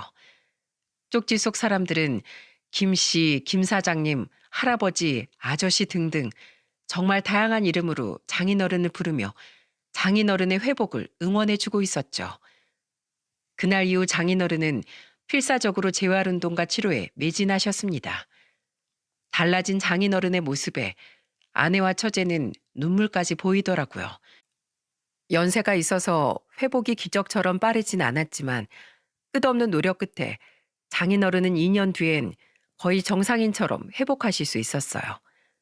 비록 약간 한쪽 다리 절고 발음이 어눌해지긴 했지만 엄청난 호전이 아닐 수 없었죠.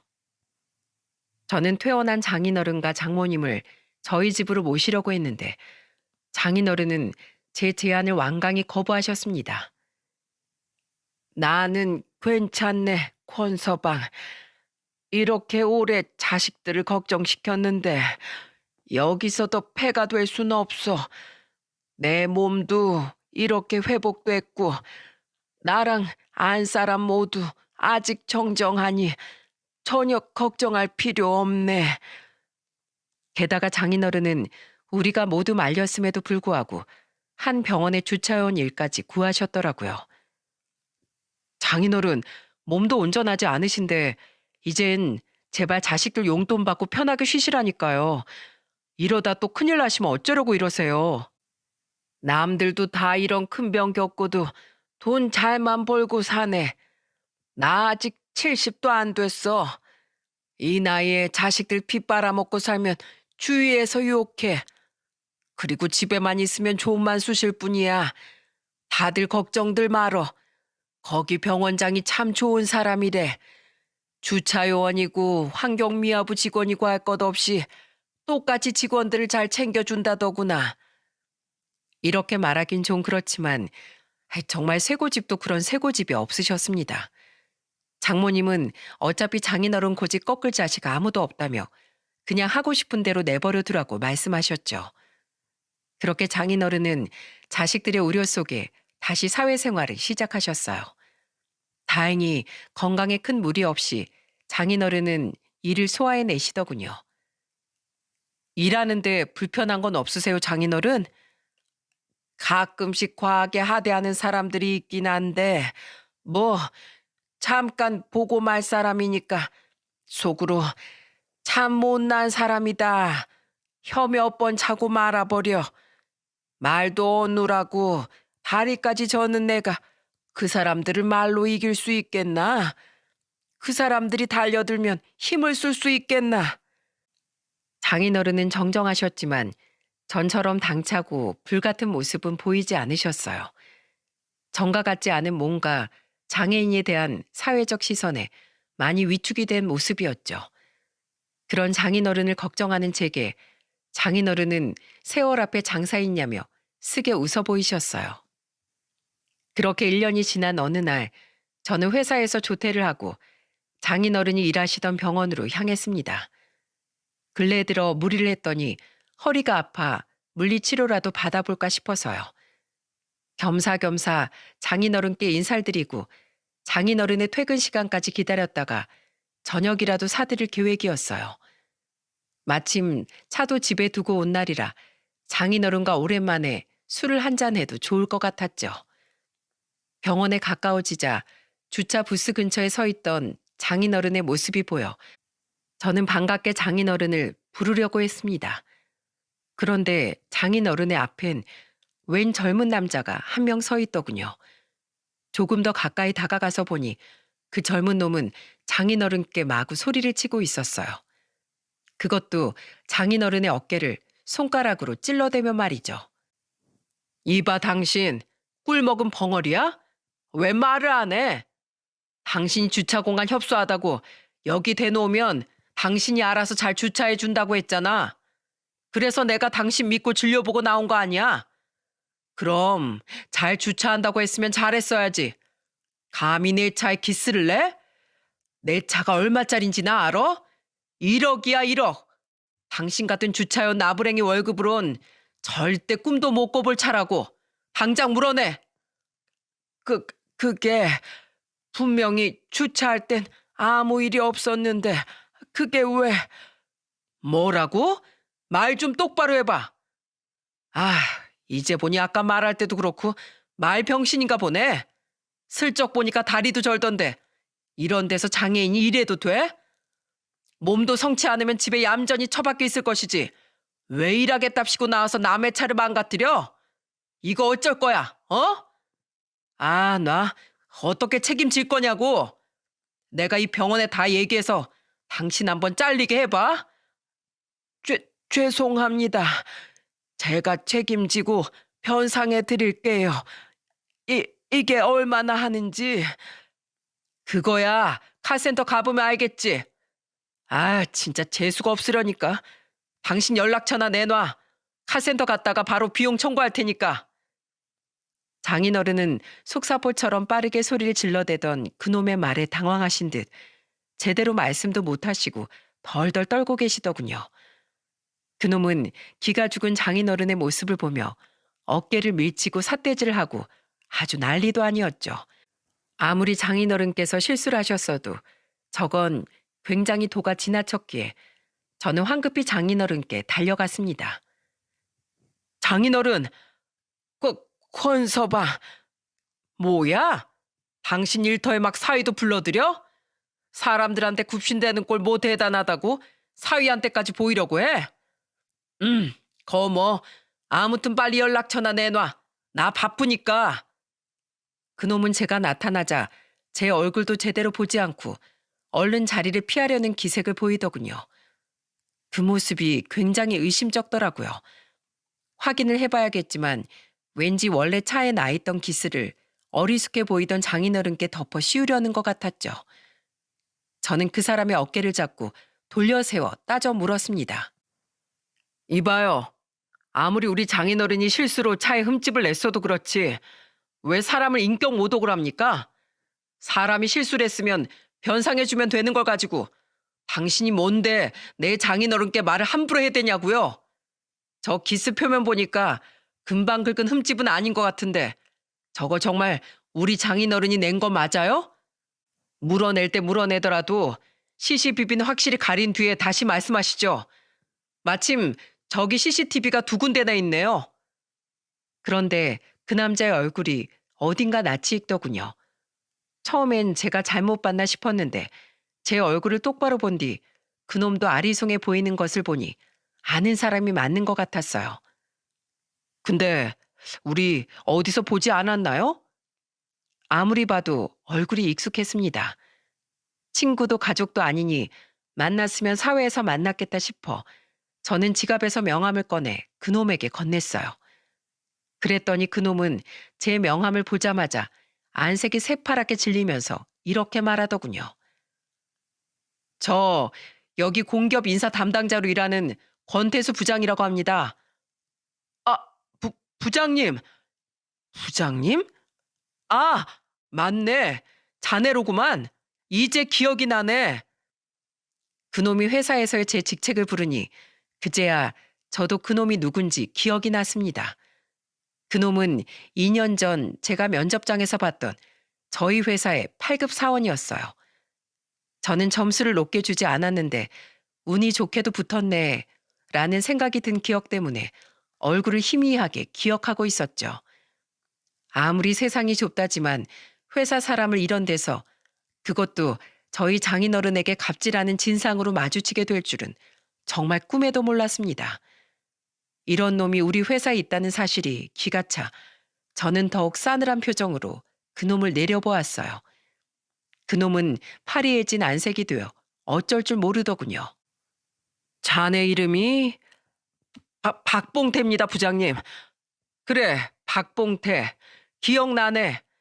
자네 힘없어 보이는 노인이라고 밖에서 이렇게 함부로 굴고 다니는 거 우리 회사 얼굴에 먹칠하고 다니는 짓이라는 생각은 안 드나? 저는 그냥 죄송합니다, 부장님. 제 차가 비싼 차라서 순간 제가 너무 화가 나서 그랬던 것 같습니다. 그러니까 그 차 정말로 우리 장인어른이 그런 게 맞다는 거지? 우선 병원에 들어가서 CCTV 확인이나 해보지. 그럼 어떻게 된 일인지 명백히 밝혀지겠지. 장인어른, 저 병원 안에 잠시 다녀올 테니까 여기서 기다리고 계세요. 금방 올게요. 그래. 그래. 저는 겁을 먹고 있는 장인어른을 안심시키곤 그놈과 함께 병원으로 들어갔습니다. 병원 관계자에게 사정을 말하고 CCTV 열람을 부탁하니 주차 요원인 저희 장인어른 일이라는 제 말에 관계자는 CCTV를 보여주더군요. 역시는 역시였어요. 장인어른은 아무 잘못이 없었고 그 차는 병원에 들어온 후 한 번도 긁힌 적이 없더라고요. 다시 그놈을 밖으로 데리고 주차 부스 근처로 돌아온 전 장인어른께 상황 설명부터 드렸습니다. 그때까지 겁을 먹고 계시던 장인어른은 그제야 안도의 한숨을 내쉬더군요. 아이고, 다행이다. 아유, 내 심장아. 장인어른의 목소리는 여전히 떨리고 있었어요. 저는 고개를 돌려 그놈에게 차가운 목소리로 말했죠. 더 할 말 있나? 죄송합니다, 부장님. 전 정말 이 사람이, 아니, 이분이 그러신 줄 알고 끝까지 거짓말 할 텐가? CCTV 영상에 자네가 차에서 내리면서 기수 부분 슬쩍 살펴보는 거 다 찍혀 있었어. 자넨 이미 거기 기스 있는 거 알고 있었잖아. 이거 정말 안 될 사람이네. 자네, 내가 이거 그냥 안 넘어갈 거야. 사기, 미수의 업무 방해, 모욕죄로 전부 다 고소할 거라고. 고소요? 아이고, 부장님, 정말 죄송합니다. 제가 잘못했어요. 어르신, 제가 잘못했습니다. 돈이 너무 궁해서 제가 그만 못된 생각을 했어요. 제가 고소를 들먹이자 그놈은 3초도 되지 않아 무릎을 꿇고 싹싹 빌기 시작하더군요. 어찌나 손을 싹싹 비는지 손이 아예 보이지도 않을 지경이었죠. 하지만 장인어른은 아직도 놀란 가슴을 부여잡고 아이고 아이고 하며 숨을 가쁘게 고르고 계셨고 저 또한 그놈을 봐줄 생각이 없었어요. 돈이 궁하면 다른 사람한테 돈 두고 사기쳐도 된다는 소리야? 난 자네가 우리 장인어른께 한 모욕적인 언행 전부 다 보고 들었어. 아무리 빌어도 내 마음은 변하지 않으니까 이만 가보게. 그리고 자네, 내가 회사에서도 자네 항상 주시하고 있을 거야. 오늘 일은 절대로 잊지 않겠네. 얼른 가보라니까. 부장님, 가라고. 저 1억짜리 차 타고 얼른 내 눈앞에서 사라져. 제가 호통을 치자 그제야 그놈은 차를 몰고 사라졌습니다. 잔뜩 울상을 지은 채로 말이죠. 저는 장인어른께 다가가 덜덜 떨리고 있는 장인어른의 어깨를 감싸드렸어요. 장인어른은 긴장이 풀리셨는지 이젠 눈물을 흘리고 계시더라고요. 장인어른, 이제 다 괜찮아요. 진정하세요. 제가 다 해결했어요. 내가 이젠 정말 늙었나 보네. 저런 말도 안 되는 젊은 놈 겁박에 아무 말도 못하고 속수무책으로 당하기만 하니 말이야. 바로 그때 의사 가운을 입은 한 중년의 남자가 다급히 병원에서 뛰어나오더군요. 그리곤 자신의 신분을 밝힌 그 사람의 말에 저는 깜짝 놀라고 말았죠. 어르신, 괜찮으세요? 직원들한테 소동이 있었다는 말 듣고 급하게 나왔습니다. 이분은 누구신가요? 안녕하세요. 전 이분 맞사이 되는 권태수라고 합니다. 그러시군요. 전 여기 병원장 되는 사람입니다. 정말 죄송합니다. 일하면서 태수 씨 장인어른께 이런 일을 겪게 해드려서요. 장인어른께 듣던 대로 병원장님은 굉장히 예의 바르고 좋으신 분이더라고요. 주차요원에게 일이 생겼다는 이야기를 듣고 병원장의 위치에 있는 사람이 이렇게 다급히 달려나온 모습을 보니 말입니다. 제게 자초지종을 들은 병원장은 크게 격분한 모습으로 이렇게 말하더군요. 세상에, 그놈 그거 혹시 상습범 아닙니까? 걱정 마세요. 이 일은 우리 병원에서 공론화시켜서 처리하겠습니다. 우리 병원 측에서 그 사람 고소할게요. 우리 병원 직원을 상대로 벌인 일이니 병원 측에서 본때를 보여주는 게 맞지요. 병원장님, 저 때문에 그렇게까지 안 하셔도 됩니다. 아닙니다, 어르신. 이게 맞아요.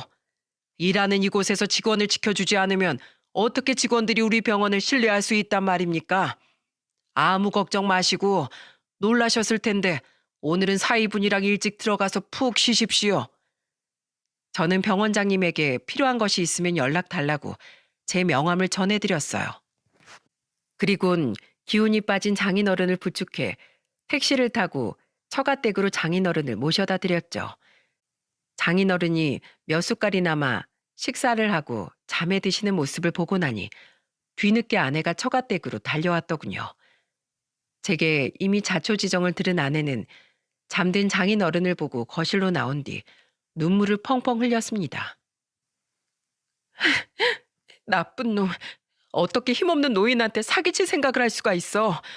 그것도 인격적으로 그렇게 모욕을 해대면서. 그놈 진짜 천벌받을 거야. 불쌍한 우리 아빠, 그렇게 괄괄하시던 분이 얼마나 기가 죽고 놀라셨으면. 울지 마. 내가 그놈 꼭 가만 안 둘 거니까. 저는 아내를 안고 달래주었고 장모님은 옆에서 세월을 한탄하며 눈물 지으셨어요. 그 모습을 보니 감히 우리 처가 식구들 눈에서 눈물 나게 한 그놈에게 더욱 화가 났죠. 다음날 회사로 출근하니 그놈은 또다시 절 찾아와 잔뜩 낮춘 목소리로 사정사정을 하더군요. 부장님, 혹시 어제 일로 저 정말 고소하실 건가요?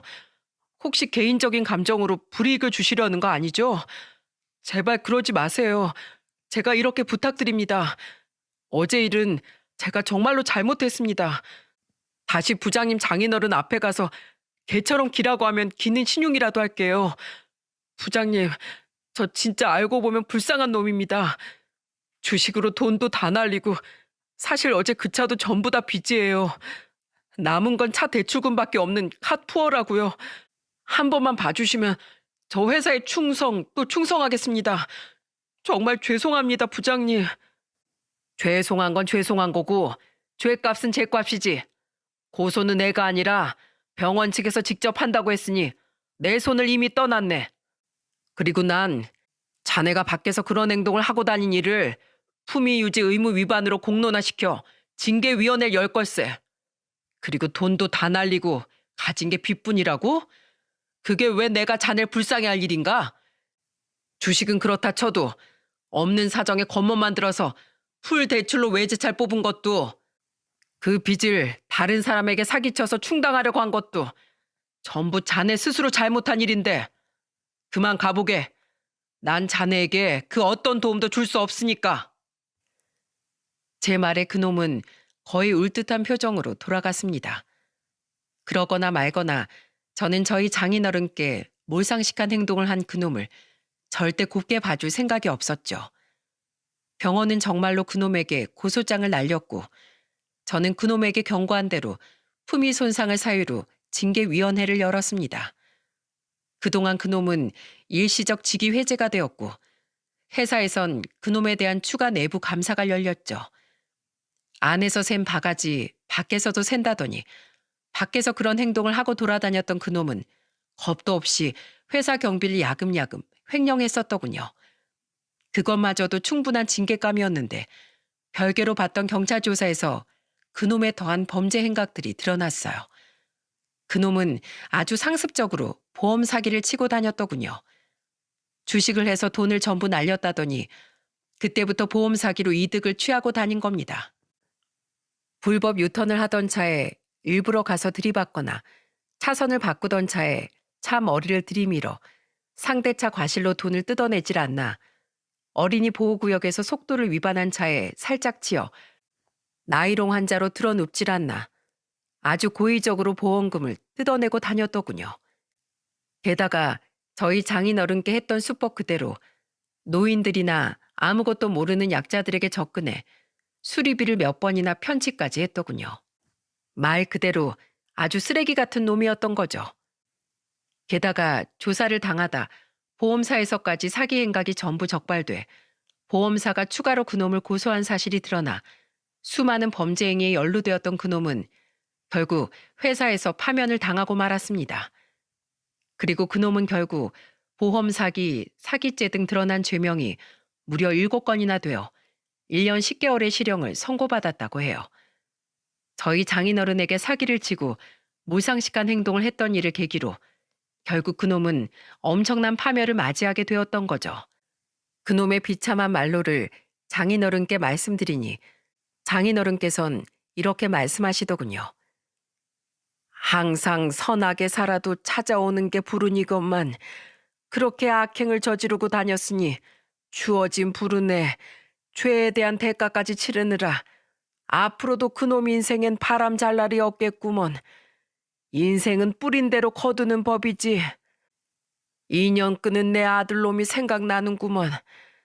제 부모를 저버린 놈을 2번 다시 볼 생각은 없지만 그 목매한 놈이 그놈처럼 어디서 범죄를 저지르고 남에게 피해를 끼치고 다니진 않을지 그것만이 걱정이네.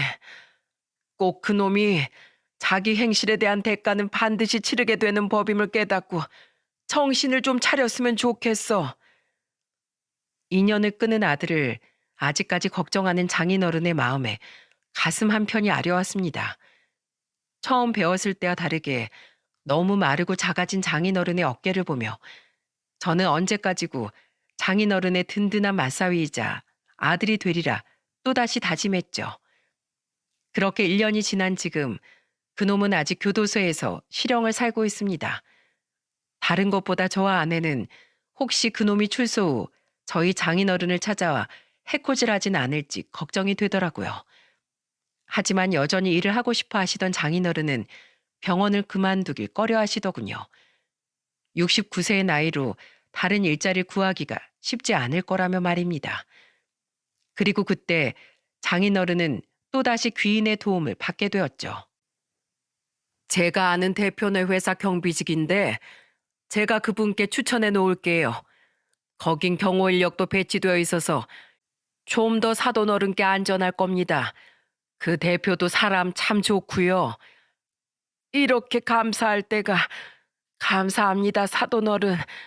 이렇게 사돈 일자리까지 다 알아봐 주시고 별 말씀을요. 이렇게 귀한 며느리 잘 키워주신 분인데 가족끼리 서로 도와야죠. 무엇보다 전 사돈 어른의 인생을 진심으로 존경하고 있습니다.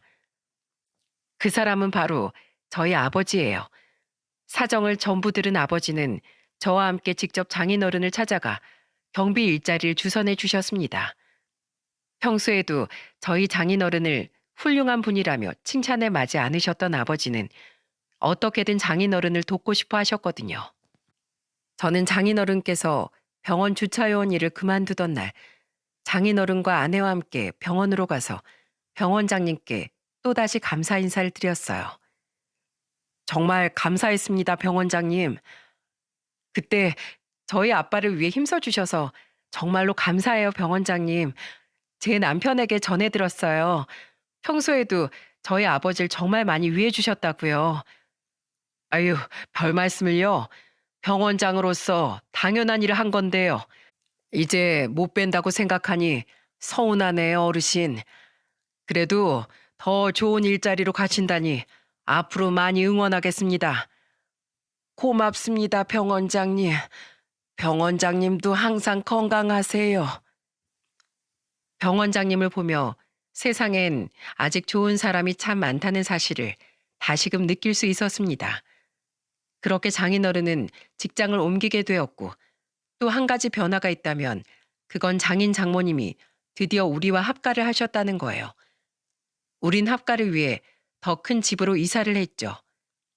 그놈의 일이 마무리되고 저와 아내는 다시 장인어른께 합가를 하자고 말씀드렸는데 그때도 장인어른은 거부 의사를 밝히시더군요. 저는 그런 장인어른의 손을 잡고 아주 간곡하게 부탁을 드렸습니다. 장인어른, 앞으로는 장인어른과 장모님 두 분 다 계속해서 연로해지실 텐데 이러다 그놈이 집으로 찾아오거나 전처럼 한 분이라도 집에서 쓰러지시기라도 하면 어떡해요? 그럼 자식들이 얼마나 슬퍼하겠어요. 자식들 눈에 피눈물 나게 하는 게 장인어른이 바라는 모습은 아니시잖아요. 장인어른, 부디 저희를 생각해서라도 저희를 위해서 이제 저희랑 함께 사세요. 제발 이렇게 부탁드려요.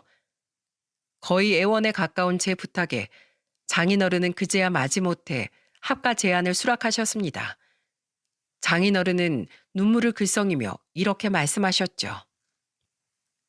늙어서 자식들에게 이렇게 폐를 끼치기 싫었는데 그 마음마저도 자식들에게 걱정을 끼치는 것 같아 미안하네.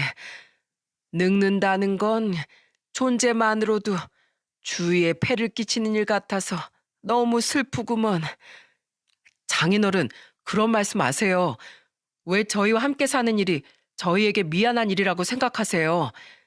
전 아직 젊어서 잘 모르지만 세월이 흐른다는 건 오히려 자식에게 키워준 은혜를 갚을 수 있는 시간이 주어지는 일이라고 생각해요. 장인어른, 장모님, 부디 오래도록 건강하게 저희와 행복하게 살아주세요. 부탁드립니다. 내가 무슨 복이 있어서 이런 사위를 뒀을꼬. 고맙네, 권서방. 정말 고마워. 그렇게 지금 장인어른과 장모님은 저희 부부와 저희 두 아들과 함께 행복한 생활을 하고 계십니다. 다행히 장인어른께서 새로 간 건물의 경비원 일은 전보다 훨씬 편하고 수월하신 것 같아요. 그곳에서 멀지 않은 곳엔 저희 아버지의 회사가 있는데 경비 일을 장인어른께 주선해 드린 일을 계기로 아버지는 종종 장인어른의 일터에 놀러 가시기도 하고 일이 끝나면 두 분이서 가끔씩 약주도 기울이시는 것 같습니다. 특히 요즘엔 아버지가 막내에게 실질적인 대표 자리를 넘기신 터라 아버지는 시간도 많아지셨거든요. 아이쿠, 미안하다 어머마. 내가 환자한테 술을 이렇게 많이 먹여선 안 됐는데 오늘 내기당구에서 이기고 사돈께서 기분이 너무 좋으셨나 봐. 허허, 제가 사돈 아니면 또 누구랑 이렇게 기분 좋게 약주를 하겠습니까? 제가 사돈 덕에 요즘 참 살맛이 납니다. 권서방, 내가 자네 덕에 이런 훌륭하신 분을 친구로 두게 됐으니 내가 자네에게 고마운 일이 하나 더 늘었네. 고마워, 권서방.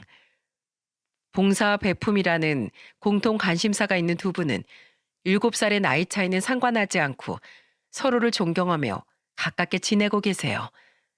살아오신 환경이 많이 다름에도 불구하고 두 분은 대화가 굉장히 잘 통해 특히 무력감을 많이 느끼시던 장인어른께선 최근 얼굴이 많이 밝아지셨어요.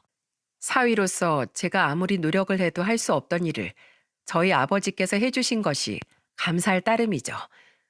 가까워진 두 분 덕분에 양가 어머니들께서도 함께 만남을 갖고 친해지실 수 있었는데 하다못해 나중엔 저희 집 여동생들과 처제 그리고 양가 사위들까지 모임에 합세해 이제 모였다 하면 엄청난 대가족 모임이 되곤 해요.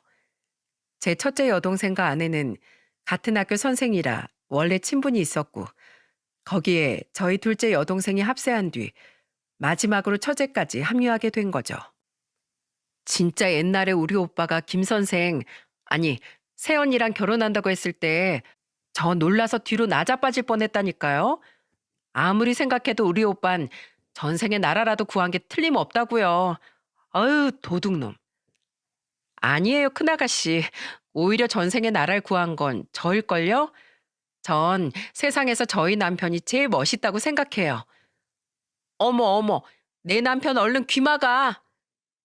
성향이 비슷한 부모님들 아래에서 자란 4명의 여자는 만나기만 하면 뭐가 그렇게 잘 통하는지 웃음꽃이 활짝 피곤 합니다. 그럼 그 옆에서 양가 부모님들끼린 약주를 하고 계시고 두 매제와 처제의 남편인 손아래 동서 그리고 저 이렇게 중년의 남자 넷은 시끄럽게 뛰어다니는 아이들을 지켜보거나 아예 아이들을 데리고 밖으로 놀러 나갔다 오곤 하죠. 매제들과 손아래 동서의 성격도 다들 모난 데 없이 서글서글해서 함께 있으면 남자 형제가 없는 제게도 형제들이 생긴 것 같아 괜스레 마음이 뿌듯하곤 합니다. 이렇게 다 같이 주기적으로 모이다 보니 오히려 전보다도 두 매제와 손아래 동서와 시간을 보낼 일이 많아졌거든요. 이렇듯 저는 지금 더할 나위 없이 행복한 시간을 보내고 있습니다. 하나 걱정이 있다면 그놈이 보복심을 가지고 저나 장인어른을 찾아오진 않을까 하는 것인데 저는 혹시 몰라 요즘 복싱을 배우며 몸을 지킬 수 있는 방법을 익혀가고 있어요.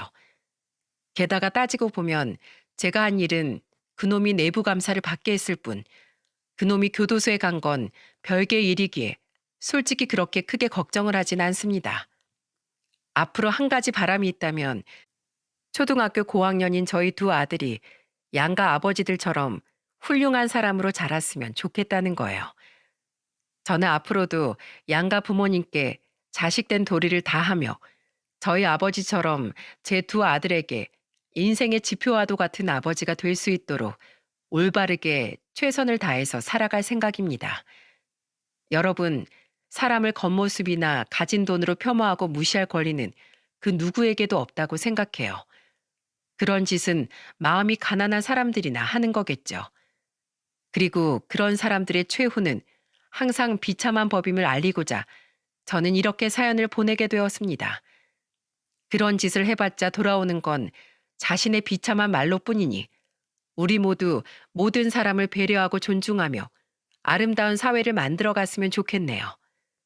그럼 제 사연을 들어주신 여러분 모두 마음 넉넉하고 여유로운 겨울을 보내셨으면 좋겠습니다. 함께 해주셔서 감사합니다.